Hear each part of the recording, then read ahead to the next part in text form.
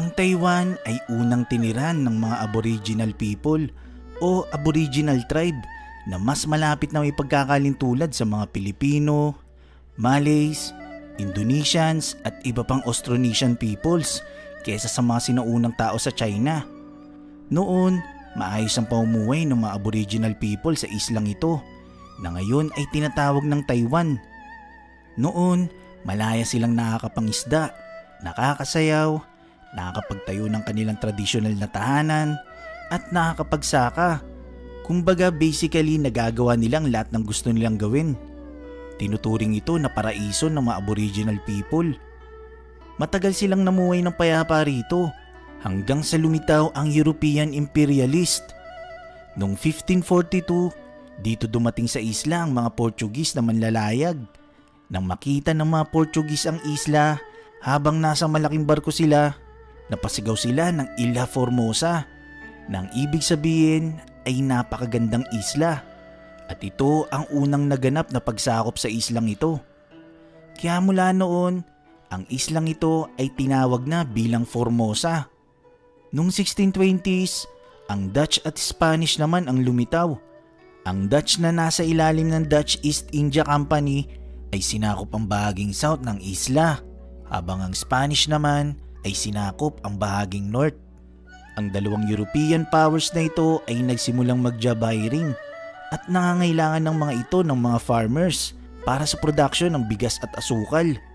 Kaya ang kanilang kapitbahay ng mga Chinese sa Fujian at Guangdong ay in-encourage nila na mag-apply dito sa isla ng Formosa. So maraming nag-migrate na Chinese sa isla ng Formosa dahil mas mataas nga naman ang pasahod ng mga Europeans kaysa sa China. Noong 1642, ang dalawang Europeans na may hawak ng North at South na Spanish at Dutch ay nauwi sa digmaan. Nanalo ang Dutch at napatalsik sa isla ang mga Kastila.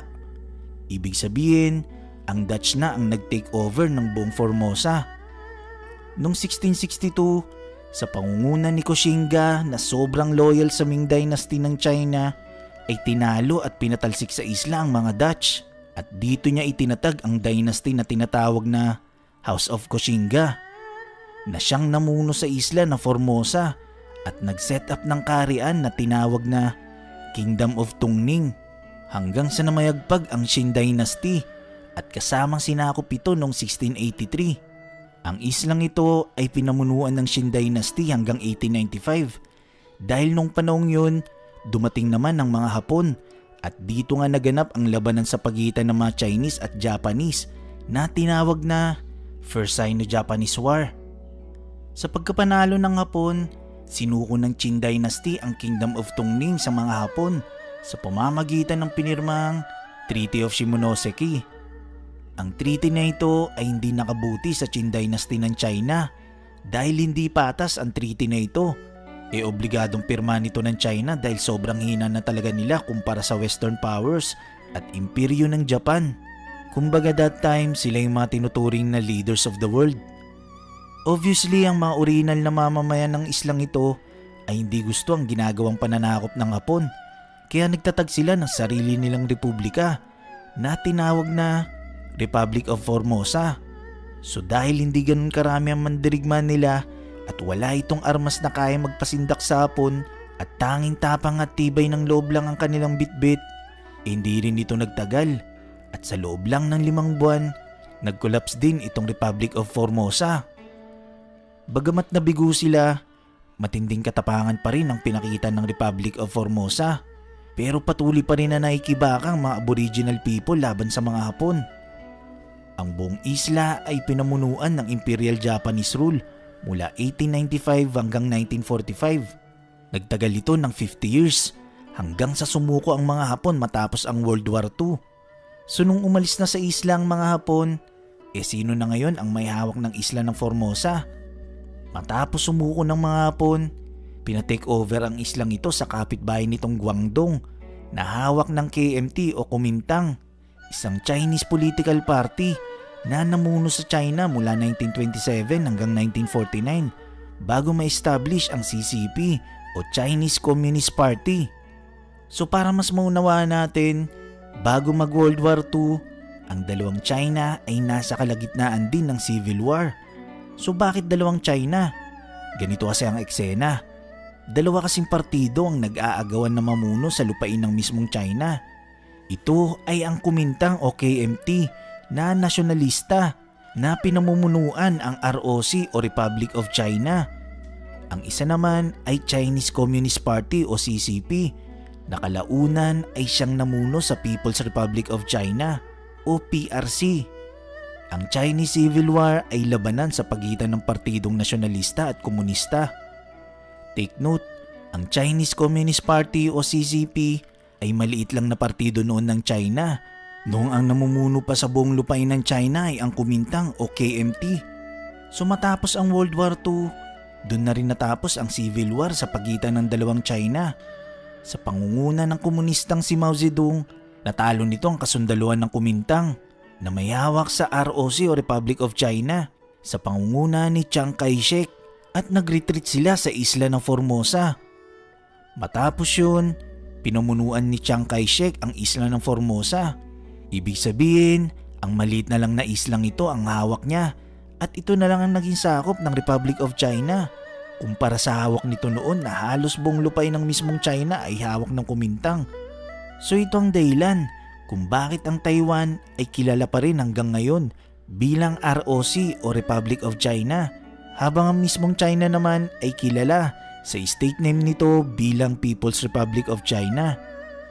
Sa Taiwan, dito nag-set up ng single party state si Chiang Kai-shek ng dictatorship. Ang mga mamamayan sa Taiwan ay namumuhay under martial law. Sa China ay ganun din ang pamamalakad ni Mao Zedong. Ang mga mamamayan nito ay nasa ilalim rin ng martial law. So walang pagkakaiba ng estilo ang dalawang China.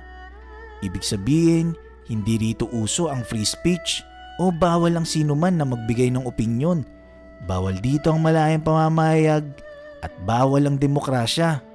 Noong 1971, ang People's Republic of China ay kinilala international bilang sovereign state ng China nang itatag ito ng Chinese Communist Party sa ilalim ng United Nations General Assembly Resolution 2758. Tulad ng sinabi ko kanina na ang China ay nasa ilalim noon ng pamumuno ng Republic of China. Ngayon, nirecognize na ng UN na ang People's Republic of China ay legitimate government na ng China. So pinamunuan ni Chiang Kai-shek ang Taiwan hanggang sa kanyang kamatayan noong 1975. Matapos yun, noong 1980s, ang buong isla ay nakaranas ng tinatawag na economic miracle. Mula sa pagiging agrarian farmer state ng buong isla, ang mga mamamayan dito ay nakapagtrabaho na sa iba't ibang fields tulad na lang sa technology sector. At dito nagsimulang maging Asian economic powerhouse ang Taiwan at binansagan nitong Asian Tiger. Nagkaroon ng kauna-unahang multi-party election sa Taiwan noong 1986 at dito nga nagsimulang demokrasya ng mga Taiwanese. Noong 1992, naganap ang pagkikita ng gobyerno ng China at gobyerno ng Taiwan. Ito ay para sa agreement na tinatawag na 1992 Consensus na dito nakapaloob na ang magkabilang panig ay sumasang-ayon sa One China Policy. Sa One China Policy, dito nakasaad na meron lang dapat na iisang China at ang Taiwan ay parte nito, bagamat ang magkabilang panig ay parehas na kiniklaim na sila ay legitimate na gobyerno ng China. So dito nagsimula ang ideya ng paghahangad sa Chinese unification. Gayunpaman, noong taong 2000, ang Democratic Progressive Party o DPP ay na-elect sa gobyerno ng Taiwan. Noong 2016, nagsimulang mas maging dominante ang partidong ito nung nanalo sa pagka-presidente si Tsai Ing-wen na hindi sang-ayon sa One China Policy at nireject ang 1992 Consensus at na-re-elect pa ito noong 2020 nung nakarang taon. Tinalo nito ang kandidato ng Kuomintang Party na kung saan paborito sa 1992 Consensus na One China Policy. Ang Republic of China o Taiwan ay sobrang labo talaga ng political status nito dahil hindi ito miyembro ng United Nations at ang kinikilala na sovereign state ay ang People's Republic of China at hindi ang Republic of China ng Taiwan. Ilang bansa lang ang opisyal na kumikilala sa Taiwan bilang bansa. Ngayon, ang China ay nagbabanta na pagkakaisahin nito ang China at Taiwan. Kahit pa kung kinakailangan gamitan ng puwersa ay gagawin nila. Kaya malakas talaga ang loob ng China na magsagawa ng military pressure sa Taiwan. Dahil para sa kanila, legal yung ginagawa nilang hakbang sa Taiwan. At syempre, gustong-gusto na rin buwagin ng China sa pangalan ng Taiwan ang Republic of China o ROC, na alam naman natin na ito ang namuno ng sobrang tagal sa China bago pa dumating ang Chinese Communist Party at itatag ang People's Republic of China. Tulad ng nabanggit natin kanina na ang Republic of China ay nagkiklaim din na sila ang legitimate na government ng China. Kumbaga, gusto ng China na mabura na sa kasaysayan ang partidong ito at tuluyan ng maging komunista ang Taiwan, na malabo pang mangyari sa ngayon hanggat si Tsai Ing-wen pa ang namumuno.